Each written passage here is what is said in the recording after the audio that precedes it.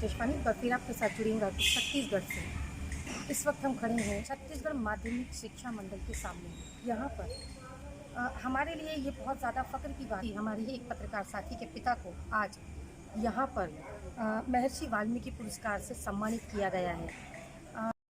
छत्तीसगढ़ शासन एक बार फिर से बचाना और खड़ा करने की कोशिश कर रहा है। संस्कृत जो हमारी मूल भाषा है, संस्कृत जिससे हम जब पैदा होते हैं तब से लेकर के, क्योंकि जब हम पैदा होते हैं तब भी कुछ एक रीति रिवाज आज भी भारत में ऐसे होते हैं कि उस रीति रिवाज में संस्कृत का इस्तेमाल होता है। संस्कृत में पूजा पाठ होते हैं, त्योहारों से लेकर के हमारी अंतिम यात्रा तक संस्कृत का ही इसमें हाथ रहता है। संस्कृत के श्लोकों के साथ ही हमारा जन्म और हमारी मृत्यु का लास्ट क्रिया भी इसी से की जाती है। लुप्त होती इस संस्कृत को जो सरकार ने एक बार फिर से खड़ा करने और बचाने की कोशिश की है, इसके लिए सरकार का ये काम बहुत ज़्यादा सराहनीय है। अपना परिचय। मेरा परिचय, मैं डॉक्टर बालकृष्ण तिवारी और सन 1975 में यही रायपुर संस्कृत कॉलेज से एमए किया। उसके बाद शोध कार्य में लगा हुआ था। तत्पश्चात मैं संस्कृत के प्राचीन पाठशालाओं में भी अध्यापक रहा हूं और उसके बाद मैं नगर निगम के स्कूलों में, विभिन्न स्कूलों में मैंने अध्यापन कार्य किया और एज ए प्राचार्य के पद से नगर निगम के ही उच्चतर माध्यमिक शाला से सेवानिवृत्त हुआ।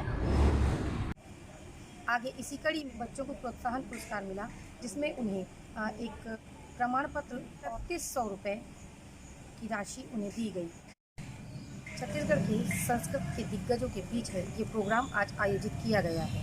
आइए यहाँ के मुख्य अतिथि और दिग्गजों से आपकी बातचीत करवाते हैं और इसी क्रिया को ये लोग आगे और कैसे बढ़ाएंगे इसे जानने की कोशिश करते हैं। तब तक बने रहे हमारे साथ और देखते रहिए हंगामा न्यूज़। विभिन्न सम्मान समारोह, विद्वान लोगों का सम्मान समारोह, छात्र छात्राओं का सम्मान समारोह कार्यक्रम था और लगातार माननीय भूपेश बघेल जी के नेतृत्व में जिस प्रकार से छत्तीसगढ़ में संस्कृत को संस्कृति से जोड़कर देखा जा रहा है और उनके निर्देश है कि संस्कृत यहाँ मजबूत हो और संस्कृत ऊंचाई की ओर जाए, इस दिशा में यहाँ काम भी हो रहा है। और आज जितने प्रदेश भर के जितने भी विद्वान आए हुए हैं और देश के भी विद्वान आए हुए हैं, उनका सम्मान यहाँ किया गया। एक अच्छी पहल है और ढेर सारी शुभकामनाएं, ढेर सारी बधाइयाँ। और भूपेश बघेल जी ने जो जिस प्रकार की जिम्मेदारी आपको सौंपी है, तो उसका निर्वाह किस प्रकार करता है? छत्तीसगढ़ राज्य का संस्कृत विद्या मंडलम संस्कृत भाषा विकास के क्षेत्र में, इनकी शिक्षा के क्षेत्र में प्रगति पर है। वर्तमान में हमारे यहाँ छत्तीसगढ़ संस्कृत विद्या मंडलम में 90 संस्कृत विद्यालय हैं और उसमें लगभग 12,000 विद्यार्थी संस्कृत शिक्षा से जुड़े हुए हैं। इस नए सत्र में भी 10 विद्यालयों का प्रस्ताव प्राप्त हुआ, तो इस प्रकार से 100 विद्यालय हो जाएंगे। संस्कृत भाषा के साथ साथ हमारे विद्यार्थी आधुनिक भाषाओं को, आधुनिक जो शिक्षा है उसको भी पढ़ते हैं, वो संस्कृत भी पढ़ते हैं और गणित विज्ञान, सामाजिक विज्ञान या उत्तर मध्यमा स्तर पर वो कला, वाणिज्य और विज्ञान संकाय के विद्यार्थी बनते हैं। तो हमारे संस्कृत के शिक्षा के क्षेत्र में जुड़े हुए विद्यार्थियों को उत्तर मध्यमा अर्थात 12वीं उत्तीर्ण करने के बाद सभी क्षेत्रों में जाने का अवसर मिलता है। कुछ विद्यार्थी इंजीनियरिंग कॉलेज में पढ़ रहे हैं, कुछ विद्यार्थी प्रवचन कर रहे हैं, कुछ तिरुपति में पढ़ रहे हैं, कुछ काशी में पढ़ रहे हैं। इस तरह से संस्कृत पढ़ने वाले विद्यार्थी आधुनिक शिक्षा के क्षेत्र में भी और संस्कृत शिक्षा, उच्च शिक्षा के क्षेत्र में भी अपना अध्ययन उन्होंने शुरू कर दिया है। हम किस प्रकार से जोड़ पा रहे हैं, क्योंकि आप एक योग के मंडल के अध्यक्ष भी हैं? देखो, हम सब जानते हैं कि संस्कृत हमारे सनातन धर्म का सबसे प्राचीनतम भाषाओं में से है। सही मायने में कहें कि भाषाओं की बुनियाद पूरे संस्कृत पे खड़ी है तो कोई अतिशयोक्ति नहीं है।